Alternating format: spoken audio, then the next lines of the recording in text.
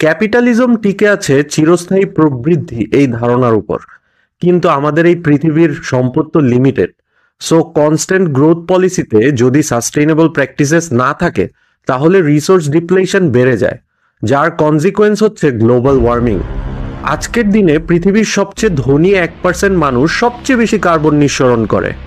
Oxfam ইন্টারন্যাশনালের আরেকটি report বলছে 2025-এর প্রথম 10 দিনেই রিচেস্ট 1% একাই এত কার্বন ডাইঅক্সাইড এমিশন করে ফেলেছে, যেটা গ্লোবাল টেম্পারেচার 1.5 ডিগ্রি সেলসিয়াস বাড়িয়ে দিতে পারে।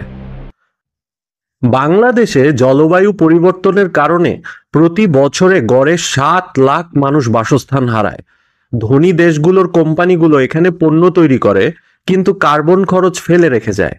ডাব্লিউএইচও এটাও বলছে যে প্রতি 7 জনের ভিতরে বাংলাদেশে অন্তত একজন ক্লাইমেট চেঞ্জের কারণে 2050-এর মধ্যে বাসস্থান হারাবে।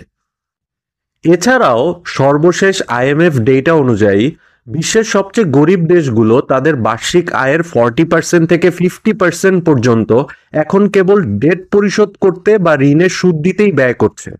বাংলাদেশের বৈদেশিক ঋণ কারেন্টলি দাঁড়িয়েছে $100 বিলিয়ন। উন্নয়ন প্রকল্পের নামে কিছু ধনী ব্যবসায়ী লাভবান হচ্ছে ঠিকই, বাকিরা পড়ছে ইনফ্লেশনের চাপে।